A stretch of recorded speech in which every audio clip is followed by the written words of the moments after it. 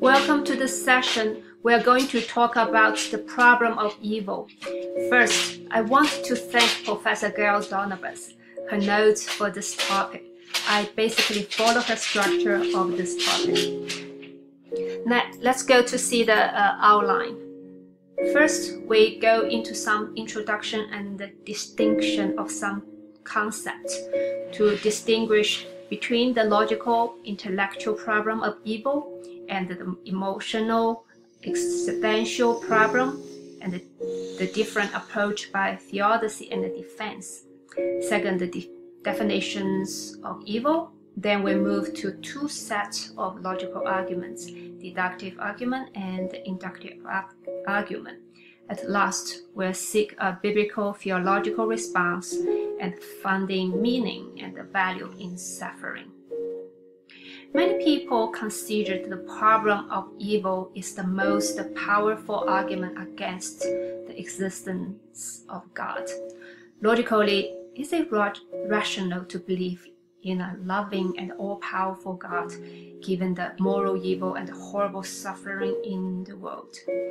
James Taylor calls them in his book Introducing Apologetics as the theoretical, philosophical problem, which is trying to figure out whether the existence of evil provides a good reason to believe that God does not exist or God is not perfect. On the other hand, from human being experience aspect, essentially, how can I trust God when He allows me to suffer? How can I find the meaning or value in my suffering? James Taylor called it the practical psychological problem, which is trying to maintain or restore confidence belief in God's existence or strong trust in God's providence when one is troubled by suffering, tragedy, or injustice. There are two ways to approach. One called theodicy. Theodicy comes from the Greek for justifying God, which is an attempt to provide the explanation of why God allows evil in the world. John Cooper thinks none of this method quite works. Another called defense. A defense of a Christian theism is an attempt to show that it is rational to believe in God, that the objections against Christianity on the basis of evil are neither valid nor sound, and it develops a kind of reason for why God permits evil and suffering in the world, from what the Bible revealed to us. From the Christian doctrines, we can develop a biblical and theological possible reason that God permits evil and suffering in the world, even we do not know the answer. In general, evil, the term is used to cover not just action and the motives that are wrong or cause suffering, but also suffering in general, the experience of suffering, pain, discomfort from disease, injury, or oppression, overwork, old age, the pain of loneliness, isolation, betrayal, etc. Alvin Plantinga, in his book Warranted Christian Belief, he thinks of evil as a matter of a free creature doing what is wrong, such as human beings mistreat and savage each other. Often, pain and suffering result from evil. Evil can also define broadly as contrary to good. It means anything bad, like death, suffering, pain, ignorance, poverty, folly, etc. In theological aspect, evil is a privation of the good. It defines evil as lacking any independent or ontological existence. Rather, only good exists, and evil is merely the privation or lack of good. There are standard classifications of evil in philosophical literature. One is moral evil, done by free, rational, moral agents, such as humans, angels, caused by evil caused by moral agent through choice, such as murder, rape, kidnap, torture. From theological aspect, we call it sin. Taylor says in his introducing Apologetics, moral evil encompasses both sin and the consequences of sin. Another one is called natural evil, which is caused by any non-personal force or event. Taylor says this is typically categorized as natural disaster, such as suffering caused by earthquake, illness, etc. In theological aspect, some will argue there is spiritual force causes natural disaster and cause some to suffer. Then the natural evil actually is moral evil. The third one is complex evil, or called compound evil, which has multiple causes, both nature and moral, such as disease is caused by natural evil.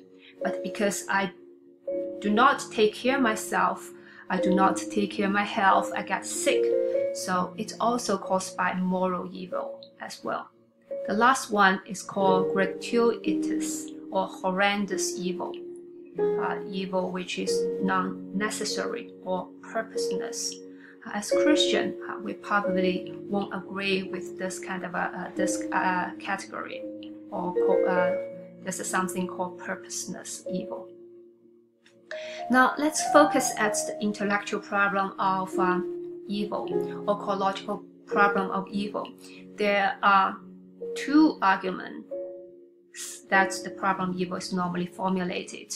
First, deductive argument from evil. God and evil are logically incompatible.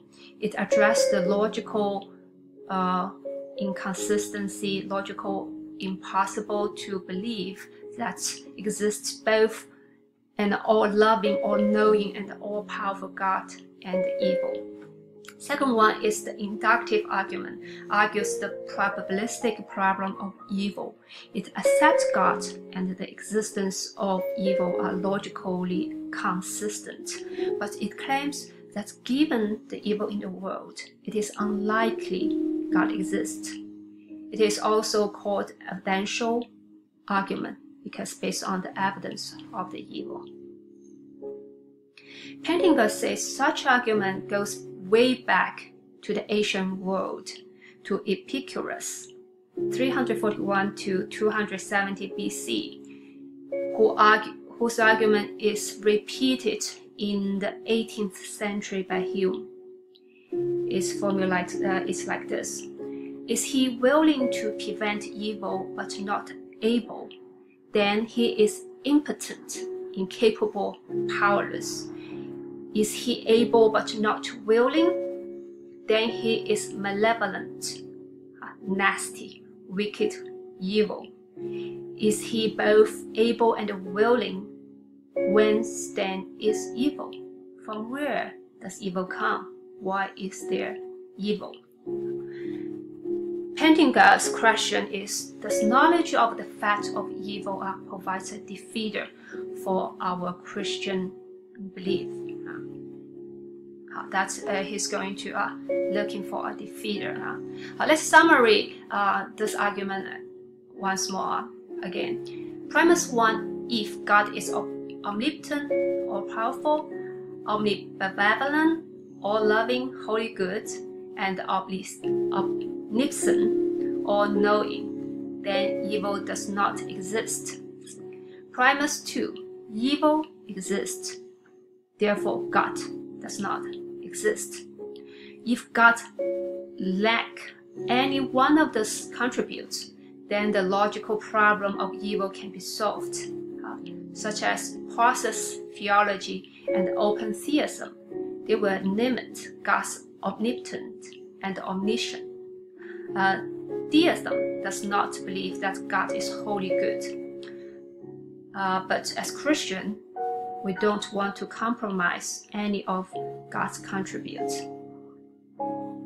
There is Alvin Plantinga's free will defense, offer a defense or rationale of Christian belief against the deductive argument from evil. It is a defense of a rationality, a logical consistency for existence of God and evil. It is not a theodicy, which try to explain why God exists. In his book, God, Freedom, and Evil, page 31, the heart of the free will defense is to claim that it's possible that God could not have created a universe containing moral good without creating one that also contained moral evil. So it is to say the price for creating a world in which they produce both moral good and moral evil. First, Plantinga pointed out that God, though omnipotent, all-powerful, could not be expected to do anything. God cannot act contrary to his nature. For example, create a square circle, or more to the point, create being with free will that would never choose evil. God cannot force any of the free creatures to choose good. A forced and free choice is a logical impossibility.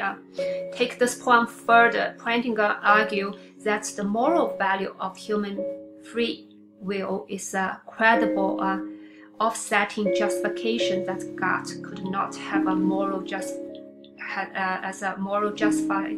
reason for permitting the existence of evil. Plantinga offered this argument as a defense against the deductive argument. Again, it's not a theodicy.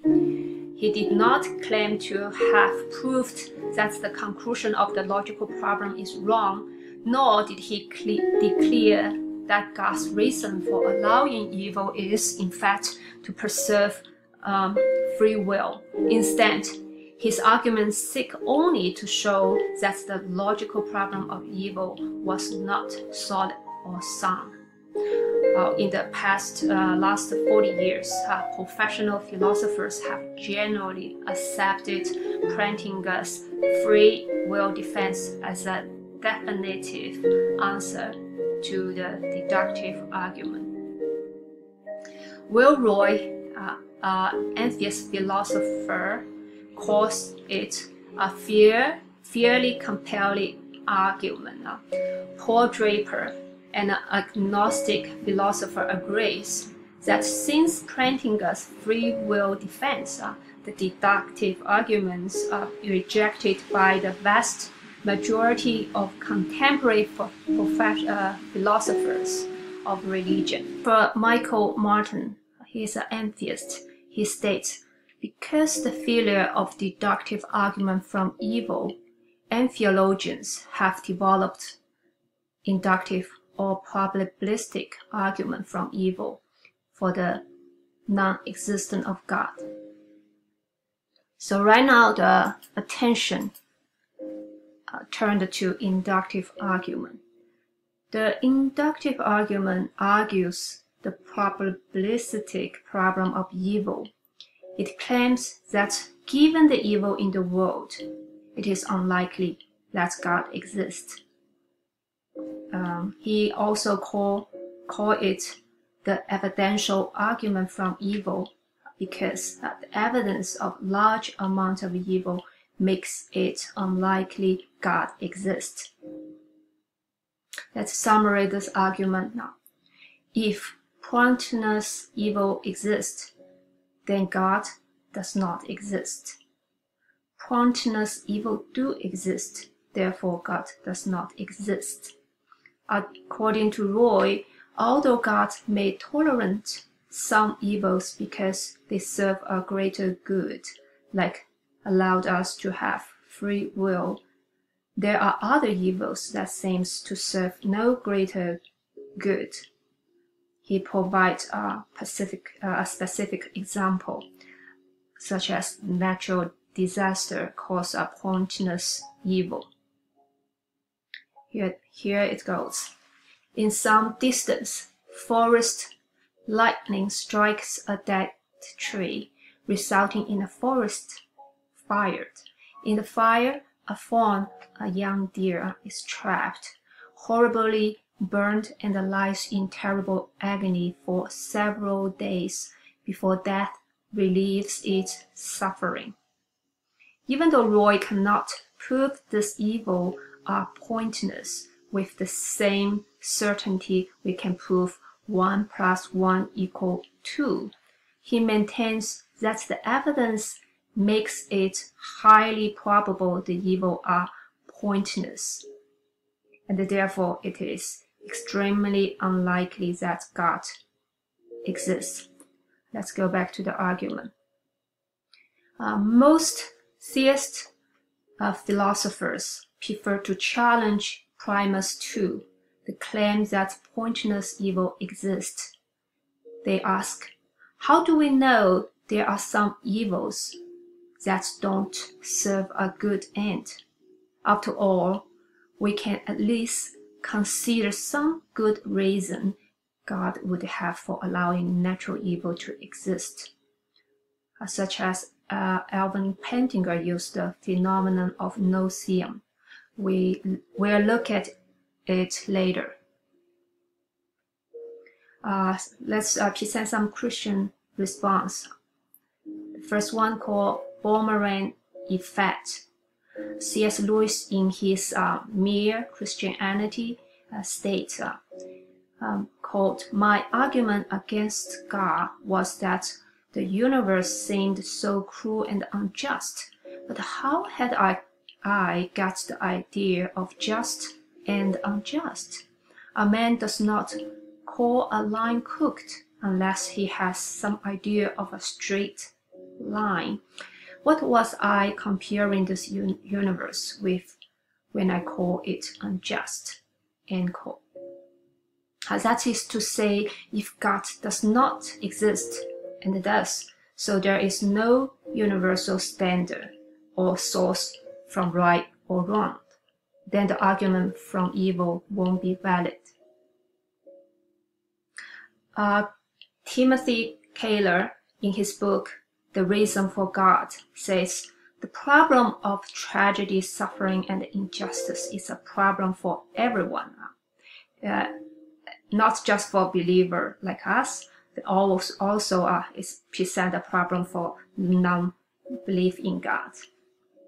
So that means same, the atheist has an intellectual problem generated by the existence of evil.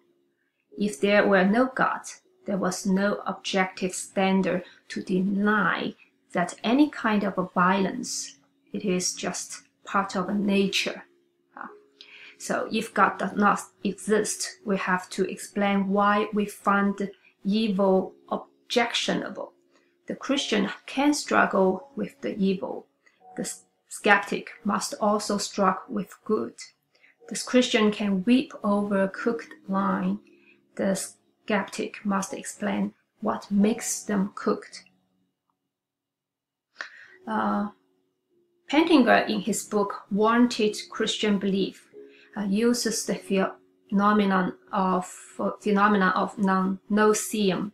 It refers to an insect you cannot see with the naked eye, but have painful bite.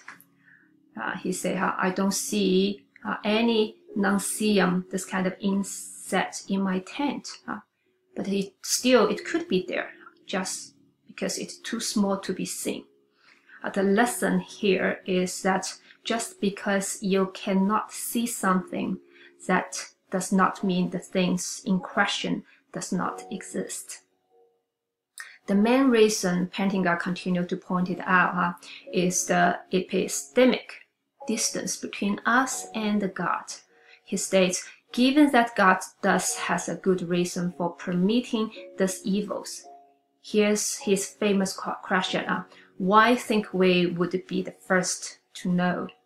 Given that he is omniscient and given our very substantial epistemistic limitation, it isn't at all surprising that his reasons for some of what he does or permits completely escape us. It argues that since human beings are limited by time and space, we are no more in a good position to see how seemingly pointless evil can lead to greater good in the future. God does not owe us any explanation.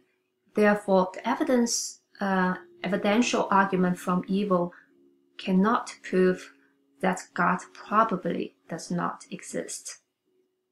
So somebody reverse Rawls' argument like this. If pointless evil exists, then God does not exist. God does exist. Therefore, pointless evil do not exist. There have some theodicy answers. Try to answer the why question. Some is of soul making. God allows evil because soul making, the process by which human being grows spiritually from self-centered, being able to more compassion for others. God allows evil because it is necessary for us to have the free will. God allows evil so that we may come to see what life is like for us when separate from God and His will. There's another very famous one is God allows evil to punish sin we committed. Let's go to look at the biblical theological response, what the Bible says about it. Bible says suffering and evil are real. The Bible also always have a very sober and realistic perspective on suffering. It affirms its unthinkableness, its tragedy, its staggering and oppressive weight. Jesus, even himself, are called a man of sorrows and acquainted with grief. Second, the cause of sin. The Bible never contributes to God. Everything God creates and sustains in being is good. God did not create sin or evil. However, He is still in control. The cause of sin comes from the fall. In Genesis 3, Adam and Eve story, sin and evil are the result of creature falling away on their own accord from God's intended fullness of life. After the fall, there's an impact of sin. Romans 3:23, for all have sinned and fall short of the glory of God. 1 Corinthians 15:22, for as in Adam all die. Romans 6:23, the wages of sin is death. Romans 8:22, the impact of our sin caused even the whole creation here mentioned. Is that the whole creation has been groaning as in pain of childbirth, even though God is still in control. In Psalm 33:11, the counsel of the Lord stands forever, the plans of His heart in all generations. The Apostle Paul declared that God's work all things after the counsel of His own in Ephesians. God allows things for some purpose. The Bible let us know sin as a punishment. In Joshua, God Himself hardened the king's heart in order to destroy them. Romans chapter 1, God gave them over to the sinful desire, shameful lust. Also, it's used as a mean for salvation, like Joseph's story in Genesis chapter 45:50. He told his brothers, "You intended to harm me, but God intended it for good to save many lives." Another reason, a test for loving discipline for believer, such as the story of Job. Job's suffering is a test for him. Also, it's for glory of God's name, a proverb. The Lord works out everything to its proper end. The last point, the Bible confirms, the Bible never answers why God allows suffering. In the biblical view, we cannot always understand why suffering happens in this life. Job never learned the true cause of his suffering, even after he had been restored by God. But Job encountered God. When Job sees God, Job responds with joy and repentance. God himself is the answer. So we learn to trust God. He is sovereign, loving, and holy. We need to acknowledge our limitation. God invites us to his salvation in Christ and become his children. We should embrace it. Jesus says, "You will have suffering in the world, but be courageous. I have conquered the world." John 16:33. There are three doctrines about the suffering. The first one is the sovereignty of God. God actively decrees every detail of this reality, and he is sovereign over all. We know God is in control, and we can learn to trust in God's power despite our weakness. In Heidelberg Catechism, Q&A 28, under God's sovereignty, we can be patient when things go against us, thankful when things go well, and for the future we can have good confidence in our faithful God and Father, that nothing in creation will separate us from his love. For all creatures are so completely in God's hands that without his will they can neither move nor be moved.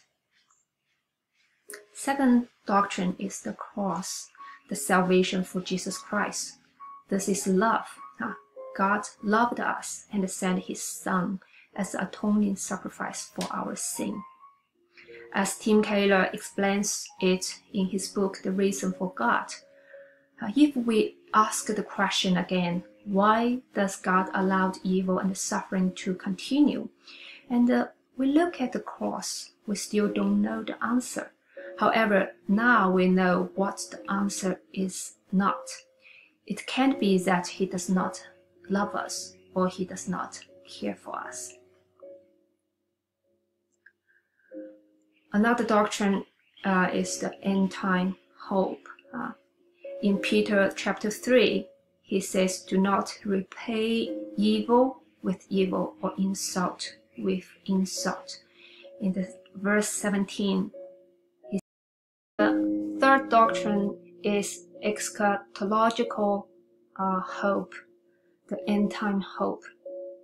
In 1 Peter chapter 3, verse 9, he says, "Do not repay evil with evil or insult with insult." And in verse 17, he said, "For it is better, if it is God's will, to suffer for doing good than for doing evil." This is the reason, is because Christ also suffered once for sin, the righteous for unrighteous, to bring us to God. Although the Bible makes no promise to take away our suffering in this life, it does give us hope that suffering will one day be ended forever. At the end of the Bible, we are given a glorious vision of a coming world in which all pain and suffering is gone forever. Revelation chapter 21 tells us something very beautiful. How God will wipe every tears from our eyes. There will be no more death, no mourning, or crying, or pain, for the old order of things has passed away. So let's end the session with a song. Sometimes we understand. This is part of the lyric. not now, but in the coming year. It may be in the better land. We'll read the meaning of our tears, and there, sometime, we'll understand. Then trust in God through all the days. Fear not, for He does hold thy hand. Though dark thy way, still sing and praise. Sometime, we'll understand. Because the copyright, I cannot attach the song here. I will put the link of the song under the video, or you may search the name in YouTube. You will see there are some very good version there. Thank you.